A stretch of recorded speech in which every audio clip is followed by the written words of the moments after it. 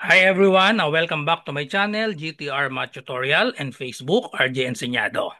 So for today's video, we will discuss another set of logical reasoning para sa Civil Service Exam Review.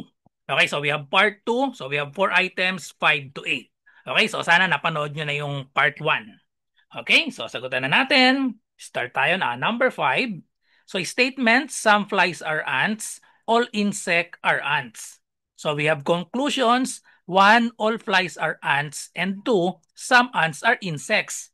So alin dito sa dalawang conclusions ang pwedeng maging true? So letter A, only 1 follows. Letter B, only 2 follows. C, either 1 or 2 follows. D, neither 1 nor 2 follows. And letter E, both 1 and 2 follows. Okay, so i-post nyo po muna tapos try nyo sagutan. Okay, so sa ganitong pagsasagot ng ganitong type ng logical reasoning, gagamit lang tayo dito ng Venn diagram para mas madali nating ma-analyze. So, unang statement, some flies are ants. So, paano ba i-drawing itong some flies are ants? Pag sinabing some sa ganitong mga syllogism, ibig sabihin niyang some pag dinrawing natin sa Venn diagram ay may intersection dapat sila. So ito yung flies, may intersection dapat siya dun sa ants. So ito yung ants. Dahil nga ang sabi, some flies are ants. So ito, may intersection sila. So ito yung mga flies at saka ants at the same time. Yung mga part na nandito sa intersection nila. Okay? And then we have another statement. Okay, so another statement, we have all insects are ants. All insects are ants. So yung insect, pag sinabing all, dapat lahat ng insect ay nandito sa loob ng ants. So may dalawang case pala dito. So lagay natin ito yung ants, circle ng ants. Kailangan yung circle ng insect nandito sa loob ng ants. So may dalawang case tayo. Pwedeng dito natin ilagay yung insects. Pwede rin namang dito natin ilagay yung insect. Okay? Alin man dito sa dalawa, pwedeng maging true yan. Pwedeng may intersection sa flies, pwede rin namang wala. Okay? So, isa-isahin natin. So, dalawa yung case natin para sa insect. So, first, conclusion, all flies are ants. So, ang sabi, all flies are ants. So, parang contradicting ito sa given statement natin, all flies are ants. So, ang sabi sa statement, some flies are ants. Some lang dapat. So, parang na-contradict agad to. Yung some flies, ants siya, pero hindi natin pwedeng sabihin all flies are ants kasi nga some lang. Ito yung part na yon. Ito yung some flies are ants. Okay? So therefore, hindi pwedeng maging true itong number 1 natin. Okay? And then we have number 2, some ants are insects. So some ants are insects. So yung insect natin, ito yung ants natin, ito yung ants. Itong buong circle na to. So magiging true ito kasi some ants are insect. Ano yung mga ants na insect? Ito yon. Pwedeng ito, pwedeng dito sa kabila. So kahit anong case naman pala, kahit saan natin ilagay yung insect, magiging true ito. Some ants are insect. Ano yung mga some ants na insect? Ito yon. Ito yung part na yon. Okay? So, itong insect, kahit pala dito natin ilagay sa may intersection, kung dito natin ilagay yung insect, so yung some ants na insect, ito pa rin siya. So true pa rin. So ibig sabihin kahit saan nilagay yung insect, true itong number 2. So therefore, only 2 follows. Letter B is the correct answer. Okay? So next number 6. No man is a lion, Somu is a man. So conclusions. So which of these conclusions are true? Somu is not a lion and then all men are not Somu. So drawing natin. No man is a lion. So pag sinabi nating no man is a lion, sa drawing niyan, magkalayo dapat. Okay? So magkalayo dapat yung man at lion. Ito yung man, ito naman yung lion. Dahil nga no, ibig sabihin wala silang intersection, magkalayo dapat. Okay? So magkalayo sila. Somo is a man. Si Somo, so isa lang si Somo, no? So ito si Somo, lagay natin dito si Somo, isang piraso lang siya. Yan si Somo, nasa loob siya ng man. So yan si Somo, nasa loob ng man kasi sabi Somo is a man. Okay? So yan na yung diagram natin. So alamin natin alin sa dalawang conclusions ang pwedeng maging true. So first, Somu is not a lion. So base sa drawing, ito yung lion, ito yung man, ito si Somu. Si Somu, nasa labas ng lion, walang intersection. So therefore, true, Somu is not a lion, true siya.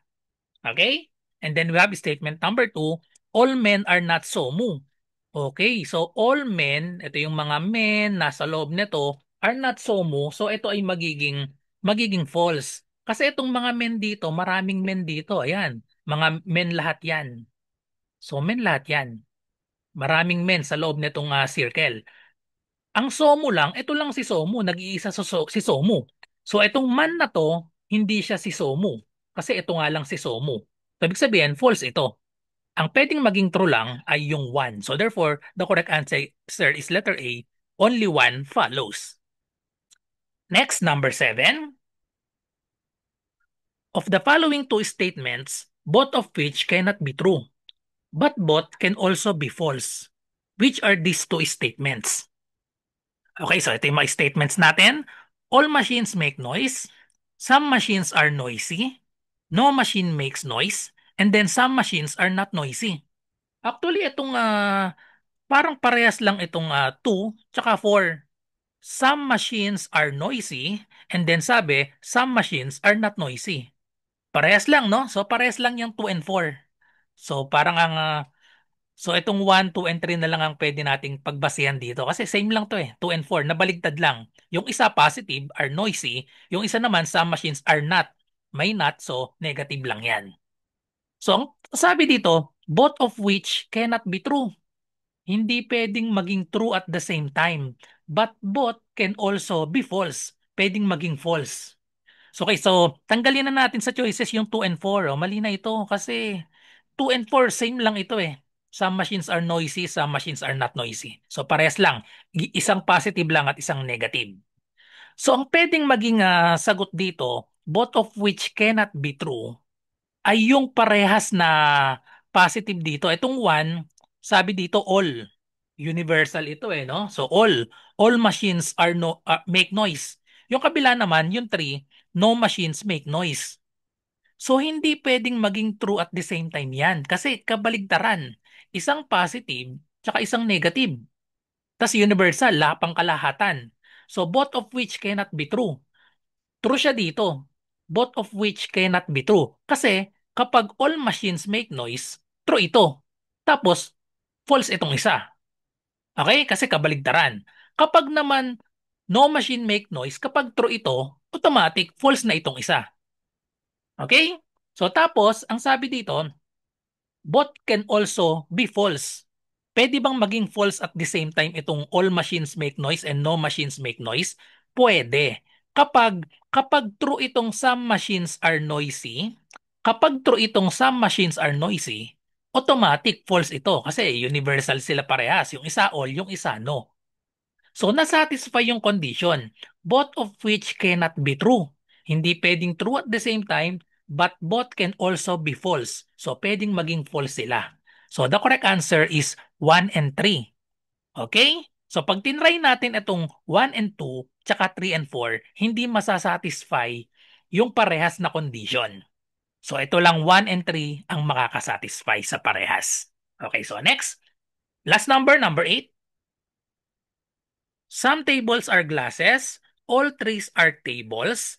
So conclusions, alin dito ang true? Some trees are glasses and then some glasses are trees. Parang nagkabaligtad lang ito, itong 1 and 2. Baligtad lang, no? Pero parang parehas lang din ang ibig sabihin niyan. Okay, so i-drawing natin. Some tables are glasses. Okay, so tables and glasses, ibig sabihin ng some ay meron silang intersection. So ito yung tables, ito yung glasses. Pag sinabing some, meron dapat intersection. Ito yung kanilang intersection. Yung nasa gitna na yan, yan yung table at glasses at the same time. Okay?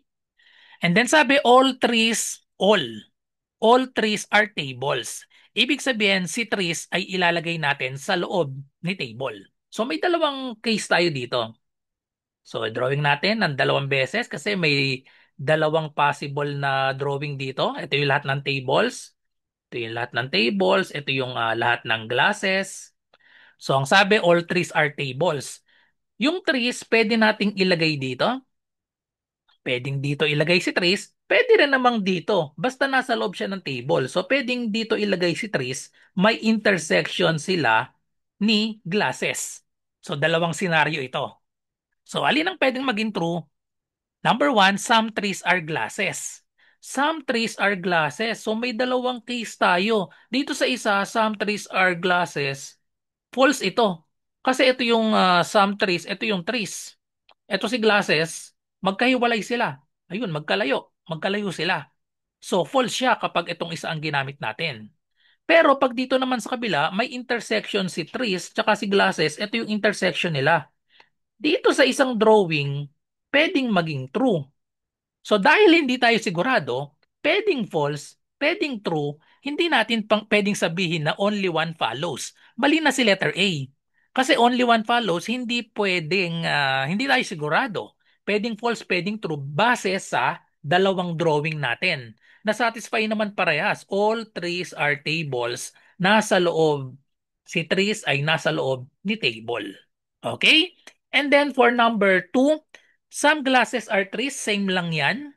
Some glasses are trees, kapag binaligtad lang, kailangan may intersection si glasses tsaka si trees. So ito si glasses, ito yung circle ni glasses, ito yung circle ni trees. Again, magkalayo sila. So false. Dito naman sa kabila, ayun, may intersection. So true. So again, hindi tayo sigurado. Pwedeng true, pwedeng false. So only two follows, mali din. So ano magiging tamang sagot dito? Neither one nor two follows. Ito yung tamang sagot. Neither one nor two follows kasi hindi tayo sigurado sa statement one or two. Hindi tayo sigurado na magiging true. Kaya ang tamang sagot ay letter D. Neither one nor two follows. That's all. So thank you for watching. I hope may natutunan kayo sa logical reasoning na ito. Kung meron po kayong question sa logical reasoning or sa math, i-comment nyo lang po dito or i-PM nyo ako sa aking messenger, RJ Enseñado. So good luck po sa lahat na nagre-review. Bye-bye and God bless.